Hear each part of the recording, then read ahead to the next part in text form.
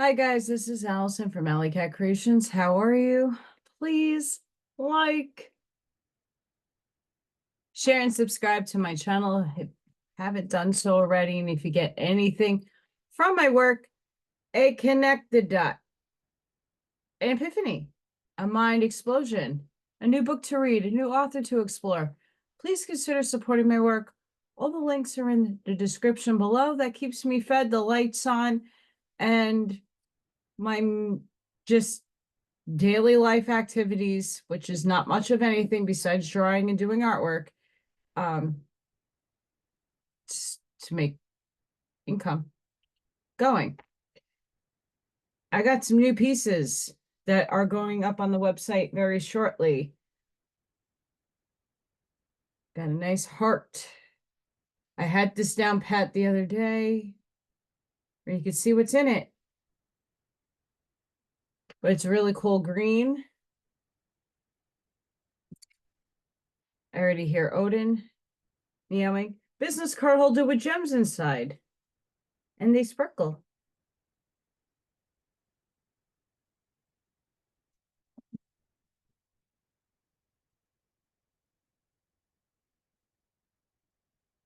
Skull. The big amethyst inside. Lots of other gems. And then I used epoxy to cover it off. I have some pyrite in there. Some black obsidian, copper. It's cool. This one came out really cool.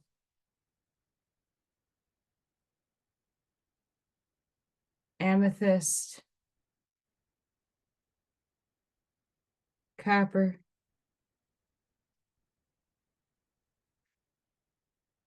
So yeah, got some stuff going. I'm drawing, working. I unfortunately found out how much I'm making. I need a second job because this obviously doesn't make anything. And I don't get enough revenue or income from anything else to sustain my bills, which with inflation, as we all know, going to the supermarket, I'm now eating again once a day. I lost 12 pounds so far. Work, I really don't get much time to eat. I get it, if anything, 15 minutes for an 8-hour day, fun times. But I'm an hourly worker supposedly, and won't be getting paid over the summer like all teachers. And yeah, I'm freaking out and taking this weekend to just decompress and know that all is going to be okay. I just have to put some more work into figuring out what will maintain 3D abundance, because I don't know, everything I've been trying and been sticking to just doesn't get me anywhere. So it's very frustrating and defeating. At the same time, I have faith in the universe, but like many things I have done, I've sticked with things for more than 10 years. At some point, you got to stop. I don't want to necessarily stop this because this is one of many missions I have, but we'll see what happens. With me working, I'm sorry, I have been, and I'm also very much under the weather. I have a sinus infection. They're doing construction in the building that I'm working at. I'm a paraprofessional, and there's sawdust, so I'm allergic to that. I got a bug bite on my tummy. I don't know what from. I don't know what it is, to be honest. If it is a bug bite, it looks like one. So my allergies have been really bad. I just calmed down my coughing. I've been trying to get this video up for hours, and all I keep doing is having coughing fits. So I took some stuff. I don't like taking anything because everything else that I've been trying to holistically do is just not helping. So here we are. If I do cough, I do apologize, and I might have to pause to sneeze. Get it out of me. Anywho, paper 76, The Second Garden. When Adam elected, this is a Urantia book, by the way. When Adam elected to leave the first garden to the Nodites, unopposed, he and his followers could not go west, for the Edenites had no boats suitable for such a marine adventure. They could not go north. The northern Nodites were already on the march toward Eden. They feared to go south. The hills of that region were infested with hostile tribes. The only way open was to the east, and so they journeyed eastward toward then pleasant regions between the Tigris and the Euphrates rivers. And many of those who were left behind later journeyed eastward to join the Adamites in their new valley home. Cain, our friend dear Cain, and Sansa were both born before the Adamic caravan had reached its destination between the rivers in Mesopotamia. Loda, the mother of Sansa, perished at the birth of her daughter. Eve suffered much but survived, owing to superior strength. Eve took Sansa, the child of Loetta, I think I'm saying that right, to her bosom, and she was reared along with Cain. Sansa grew up to be a young woman of great ability. She became the wife of Sargon, the chief of the northern blue races, and contributed to the advancement of the blue men of those times. The Enanites enter Mesopotamia.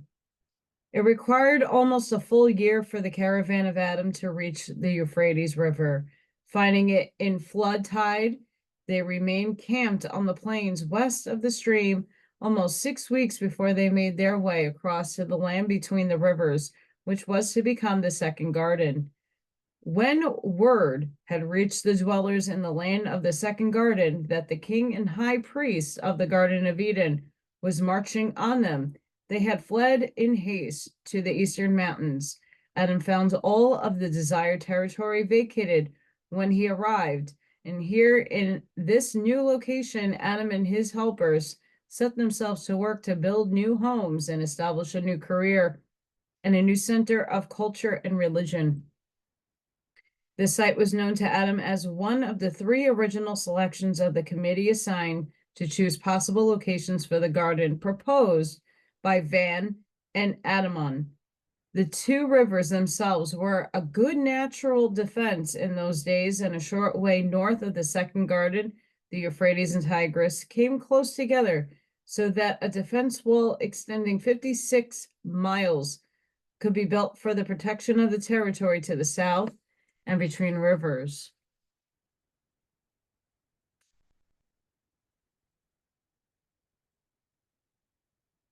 I had a sticky on here. I don't know why.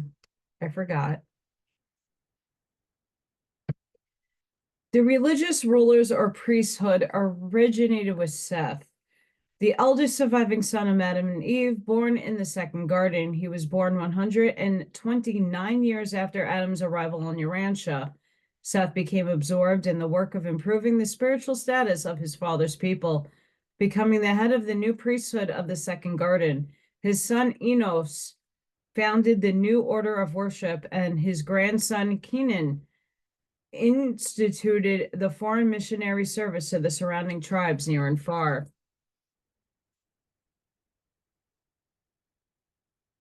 The Sethite priesthood was a 3-fold undertaking embracing religion, health, and education.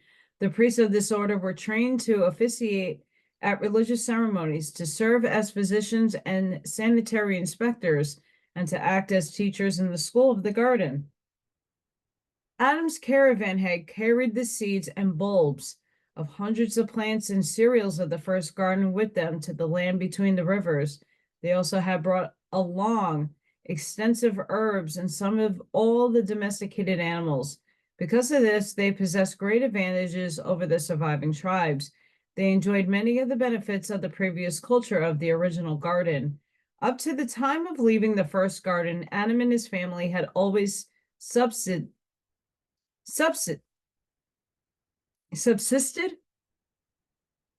I'm just using their word that's there. On fruits, cereals, and nuts. On the way to Mesopotamia, they had for the first time partaken of herbs and vegetables. The eating of meat was early introduced into the second garden, but Adam and Eve never partook of flesh as a part of their regular diet. Neither did Adam's son nor Eve's son, nor the other children of the first generation of the first garden became flesh eaters. The Adamites greatly excelled the surrounding peoples in cultural achievement and intellectual development. They produced a third alphabet and otherwise laid the foundations for much that was the forerunner of modern art, science, and literature. Here in the lands between the Tigris and Euphrates, they maintained the arts of writing, metalworking, pottery making, and weaving, and produced a type of architecture that was not excelled in thousands of years. The home life of the violet peoples was, for their day and age, ideal. Children were subjected to courses of training in agriculture, craftsmanship, and animal husbandry, or else were educated to perform the threefold duty of the Sethite, to be priest, physician, and teacher. And when thinking of the Sethite priesthood, do not confuse those high-minded and noble teachers of health and religion, those true educators, with the debased and commercial priesthoods of the latter tribes and surrounding nations. Their religious concepts of deity and the universe were advanced and more or less accurate. Their health provisions were, for their time, excellent, and their methods of education have never since been surpassed. The violet race. Adam and Eve were the founders of the violet race of men and the ninth human race to appear on Urantia. Adam and his offspring had blue eyes. The violet peoples were characterized by fair complexions, light hair color, yellow, red, and brown. Eve did not suffer pain in childbirth, neither did the early evolutionary races. Only the mixed races produced by the union of evolutionary man with the Nodites and later with the Adamites suffered the severe pangs of childbirth. Interesting. Adam and Eve, like their brethren on Jerusalem, were energized in dual nutrition, subsisting on both food and light, supplemented by certain superphysical energies unrevealed on Urantia. Their Urantia offspring did not inherit the parental endowment of energy intake and light circulation. They had a single circulation, the human type of blood substance. They were designedly mortal through long-lived, albeit longevity, gravitated toward the human norm in each succeeding generation. Adam and Eve in their first generation of children did not use the flesh of animals for food. They subsisted wholly upon the fruits of the trees. After the first generation, all of the descendants of Adam began to partake of dairy products, but many of them continued to follow a non-flesh diet. Many of the southern tribes whom they later united were also non-flesh eaters. Later on, most of these vegetarian tribes migrated to the east and survived as now a mixed in the people of India. Both the physical and spiritual visions of Adam and Eve were far superior to those of the present-day peoples. Their special senses were much more acute, and they were able to see the midwayers and the angelic hosts, the Melchizedeks and the fallen prince Caligassia, who several times came to confer with his noble successor. They retained the ability to see these celestial beings for over 100 years after the default. Those special senses were not so accurately present in their children and tended to diminish with each succeeding generation. The Adamic children were usually a juster indwelt, since they all possessed undoubted survival capacity. These superior offspring were not subject to fear as the children of evolution. So much of fear persisted in the present-day races of Urantia because your ancestors received so little of Adam's life plasm, owing to the early miscarriages of the plans for racial physical uplift. The body cells of the material sons and their progeny are far more resistant to disease than are those of the evolutionary beings indigenous to the planet. The body cells of the native races are akin to the living disease-producing microscopic and ultra-microscopic organisms of the realm. These facts explain why the Urantia peoples must do so much by the way of scientific effort to withstand so many physical disorders.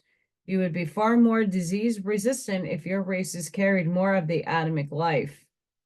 After becoming established in the second garden on the Euphrates, Adam elected to leave behind as much of his life plasm as possible to benefit the world after his death. Accordingly, Eve was made of the head of the Commission of 12 on Race Improvement, and before Adam died, this commission had selected 1,682 of the highest type of women on Urantia, and these women were impregnated with the Adam life plasm. Their children all grew up to maturity except 112, so that the world in this way was benefited by the addition of 1,570 superior men and women. Though these candidate mothers were selected from all the surrounding tribes and represented most of the races on Earth, the majority were chosen from the highest strains of the Nodites, and they constituted the early beginnings of the mighty Andite race. These children were born and reared in the tribal surroundings of their respective mothers.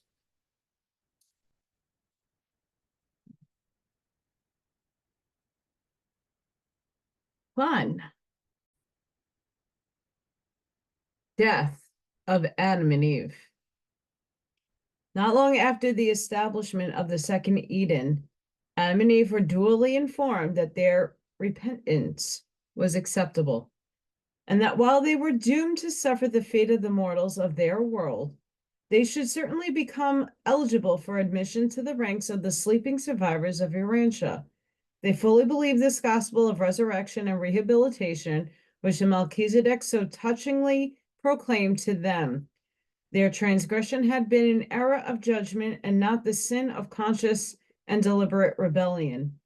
Adam and Eve did not, as citizens of Jerusalem, have thought adjusters, nor were they adjuster indwelt when they functioned on Urantia in the first garden.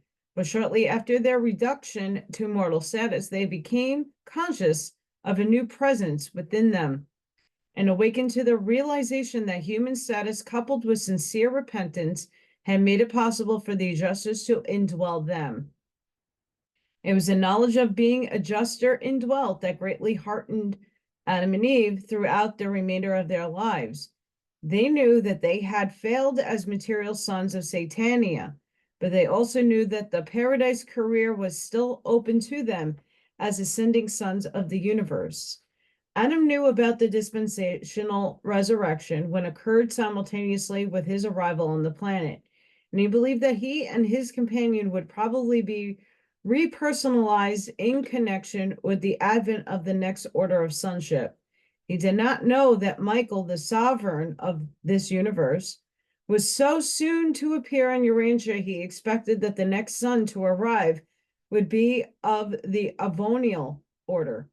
Even so, it was always a comfort to Adam and Eve, as well as something difficult for them to understand, to ponder the only personal message they have ever received from Michael. This message, among other expressions of friendship and comfort, said, quote, I have given consideration to the circumstances of your default. I have remembered the desire of your hearts ever to be loyal to my Father's will, and you will be called from the embrace of mortal slumber when I come to Urantia, if the subordinate sons of my realm do not send for you before that time. End quote. And this was a great mystery to Adam and Eve. They could comprehend the veiled promise of a possible special resurrection in the message, and such a possibility greatly cheered them. But they could not grasp the meaning of the intimidation that they might rest upon until the time of resurrection associated with the claim that a son of God would sometime come, and then communicated to their loved ones the belief, at least a longing hope, that the world of their blunders and sorrows might possibly be the realm whereon the ruler of the universe would elect to function as the paradise bestowal son. It seemed too good to be true, but Adam had entertained a thought that strife-torn Urantia might after all turn out to be the most fortunate world in the system of Satania, the A-veiled planet of Nebadon. Adam lived for 530 years. He died of what might be termed old age. His physical mechanism simply wore out. The process of disintegration gradually gained on the process of repair, and the inevitable end came. Eve had died 19 years previously of a weakened heart. They were both buried in the center of the Temple of Divine Service, which had been built in accordance with their plans soon after the wall of the colony had been completed. And this was the origin of the practice of burying noted and pious men and women under the floors of the places of worship. The super-material government of Urantia under the direction of the Melchizedeks continued, but direct physical contact with the evolutionary races have been severed. From the distant days of the arrival of the corporeal staff of the planetary prince, down through the times of Van and Adon, to the arrival of Adam and Eve, physical representatives of the universe government have been stationed on the planet, but with Adamic default, this regime extending over a period of more than 400 years, 450,000 years, came to an end. In the spiritual spheres, angelic helpers continue to struggle in conjunction with the thought adjusters, both working heroically for the salvage of the individual, but no comprehensive plan for reaching world welfare was promulgated to the mortals of Earth until the arrival of Melchizedek in the times of Abraham.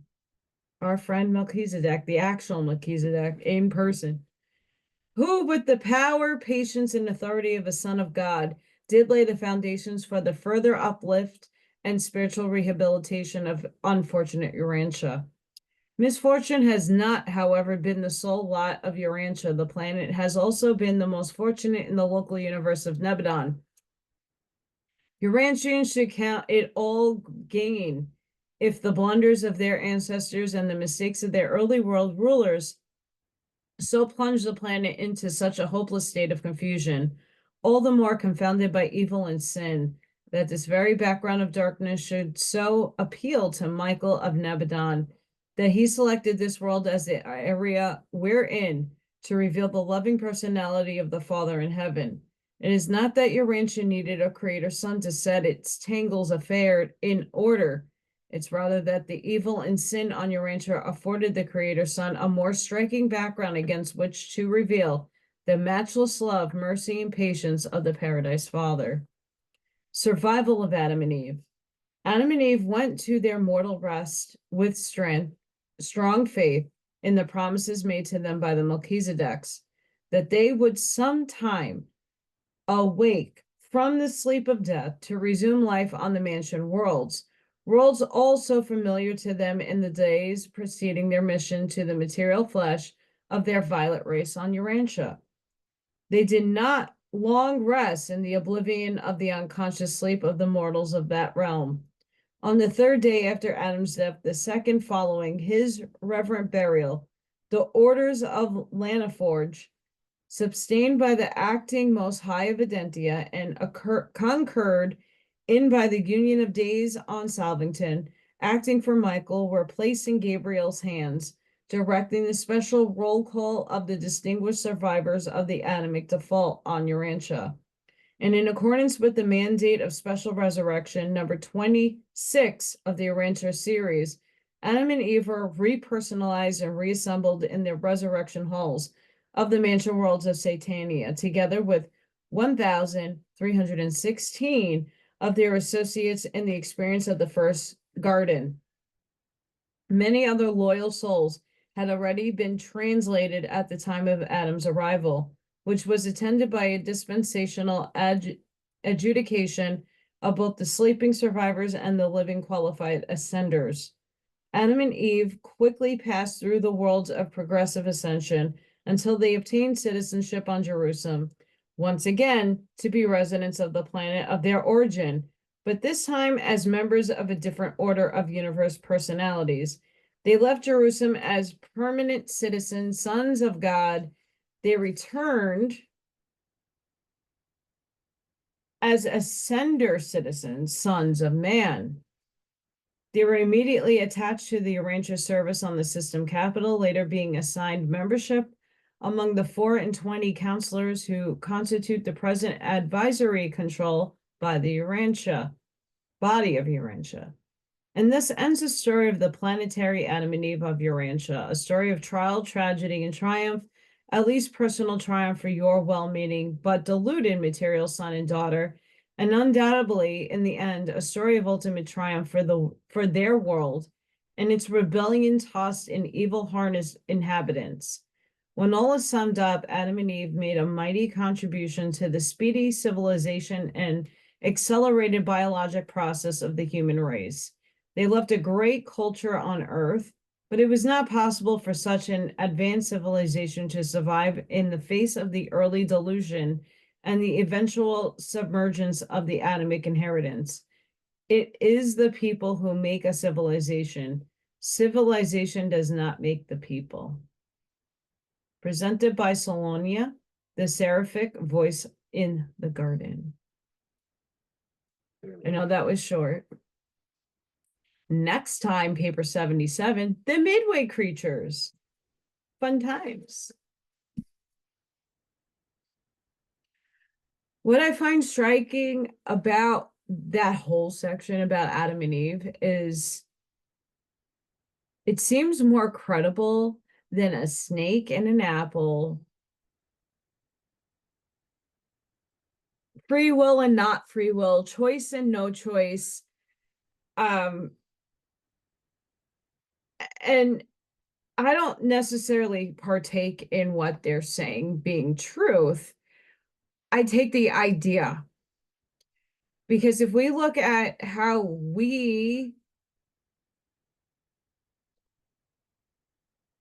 sorry, I hear kitties meowing very loudly.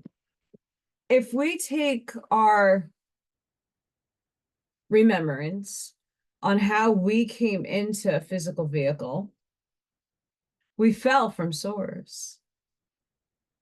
So the evil is an illusion in a 3D density, dimensional space. It's illusory because this is a realm of learning, teaching, learning, catalyst, suffering, soul growth. And if these were the forefathers of such descent, separation from source itself, to have experience, sin and evil is just a paradigm to learn from. It's nothing to take personal. It's nothing to take serious. What I mean by that is that I did a TikTok on this earlier. You are the blade of grass, the rock in the mountain, the water hitting the cliffs, the wind hitting a leaf. You're the leaf too. You're a part of everything. You're all one and the same with it all. So when we're individuated in vehicles, we kind of forget that we're all everything. We're just consciously experiencing in separation.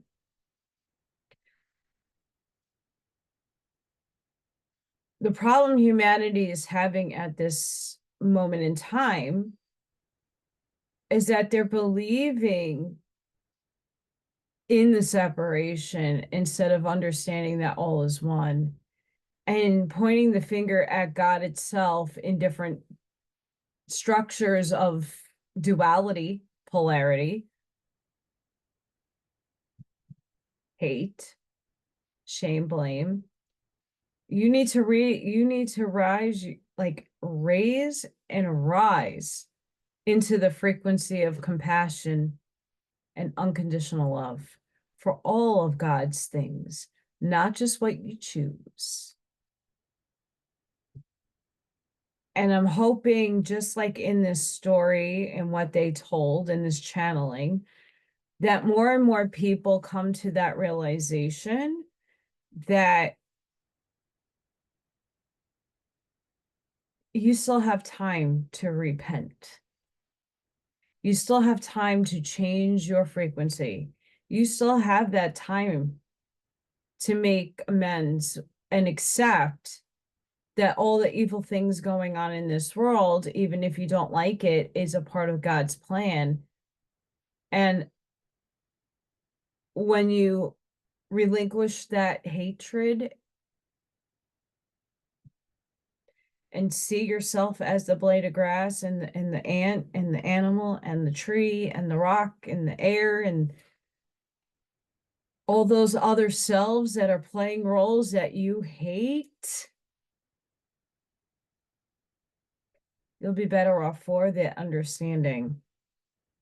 We will shift a little quicker as a humanity, because many of us create our own reality, but all combined together like Captain Planet, we create a bigger sum total of a dimensional space. I could shift and I'm shifting dimensions constantly. So are many of you. But when we all come together, it goes quicker. Yay! But we're still wrapped up in our little minds that all books are correct and they're not, and everything has been 1984'd. All channeling is just a perspective of a story that is a fraction of a bigger picture. Hate to say that, but that's the truth. Your branch is just a perspective from a race that happened to watch over us. If they're claiming this is Satania, Urantia, a part of the Satan, what does that say? They're picking up on the negative aspect of this planet, of this realm of living. Nothing wrong with that. That's what we are. Us light workers, the people of the light, came here to shed the light, to bring the light into a very dark and destructive space. There's a lot of people who have ego problems, power over others. Still to this day, a lot of people's egos are in confusion, because I'm in the same kind of confusion right now. Not with my ego so much, but with how do I function in a 3D paradigm when I'm already high up in understanding, but I still have 3D needs that need to be fulfilled because I'm in a 3D body. So like I found out how much I'm making at work, but that's not going to pay all my bills, and that's not going to sustain me long term, especially if I'm not working over the summer. I haven't crossed that road yet. It's only going to be week 3 starting Tuesday. So I don't get paid on holidays. I only get paid the hours I work, which is very scary. Yes, it leaves me opportunities to make artwork and to draw and to do things, but I don't get enough in sales to maintain a steady sort of income stream. I don't have to worry. Like, this is a side gig. I make it some extra fun so I can put it away and save. So I have to look for another job. Don't know what that's going to look like. I am trying to find something I can do in the house. That's not a scheme. That I'm not putting it. I'm sorry. I don't have anything against anybody that does that stuff. Don't.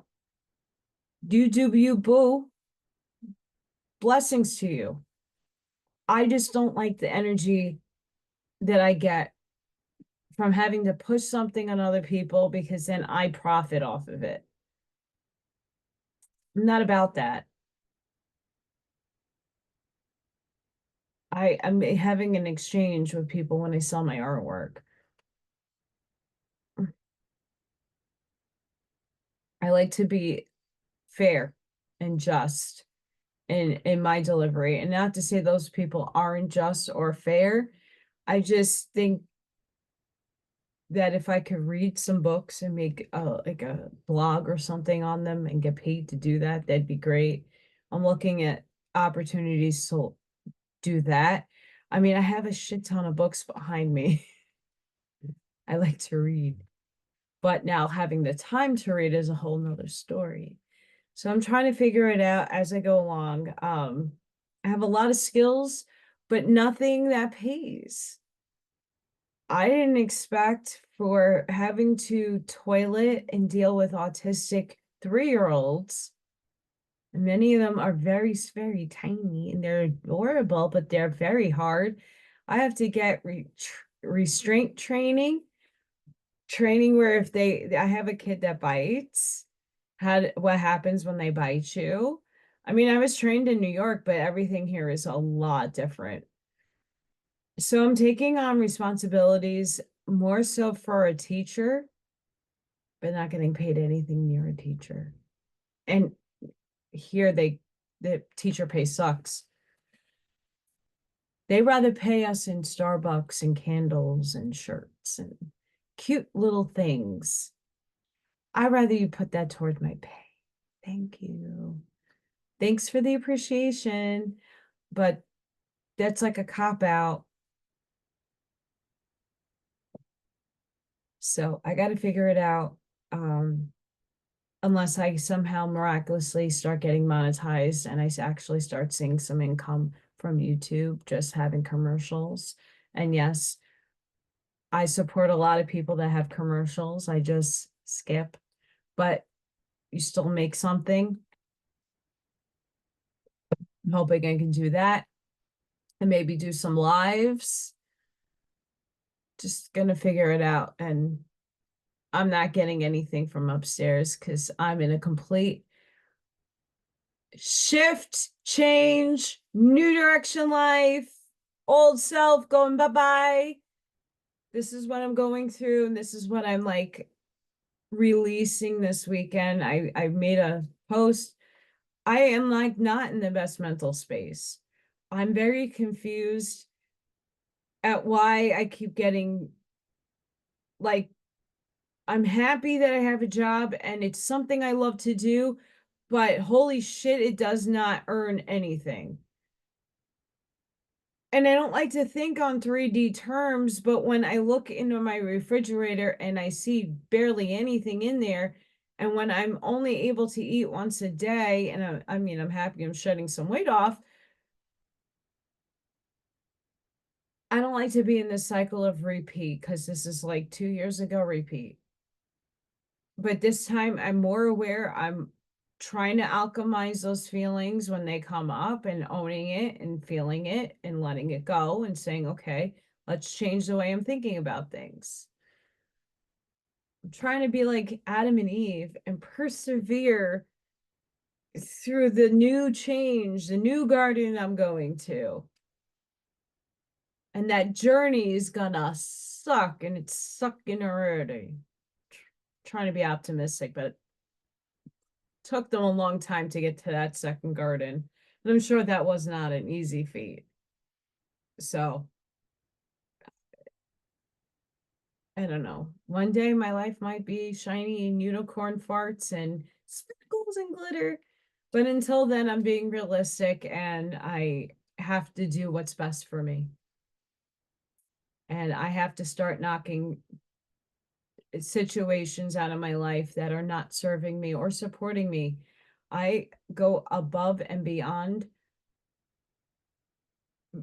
by a lot and for a far stretch. I volunteer. I don't get paid. No one throws me anything to do all that I do for other avenues that I'm a part of. And then what hurts me more is that I'm not even acknowledged. I'm not even supported. No one's saying, oh, check out Ally's website. Just, it's disheartening at times for how much I put out and how much I give and how less I don't receive anything back in return besides once in a while a thank you. We appreciate you. We love you. Okay. But that's not putting food in my stomach. That's not helping me. I'm in hard times. And I have to see where I want to go with that. It sucks because I don't want to, but I'm getting home from work. I got a million things I got to do. I used to do them when I wasn't working in the morning, got all my morning stuff done, and I had a schedule and I had things going on every day to keep myself busy and keep myself in a flow. Now the flow has changed. I'm backed up. I'm one person. I don't have another human being here to wash my dishes or to do my laundry or to wash and clean the house. I do it all. I had to mow the lawn earlier. So I'm glad whatever I took, I had tea and some supplement that it kind of calmed down my cough because I was explosively coughing all day. Please go within. If you get anything from my work, I jinxed it. Know yourself. Imagine yourself as that blade of grass. It is wickedly wild. I'm going to do a whole pondering about it. Try imagining yourself in your mind, the light. Use your imagination. This is a big problem for a lot of people. When you're asked to meditate, watch guided meditation, a lot of people can't meditate by themselves. I get it. It's hard. And guess what? It's okay if you fall asleep. But a lot of people don't imagine using their head, like thinking I'm a blade of grass and actually seeing a blade of grass moving and having the sun hit it in a valley. Be the blade of grass, like physically put your consciousness in a blade of grass. I know that sounds difficult, but if you just see a blade of grass in your head with the sun shining on it, and then actually take yourself to the blade of grass, you're going to see all the grass around you in the sun. That's not that difficult to do. I mean, for some people it is, but think about these things that you are the wind. Think about your particles free flowing through the ether, through the universe. Your light. Once you start doing these things, you're going to start realizing what you are and feel it. Own it.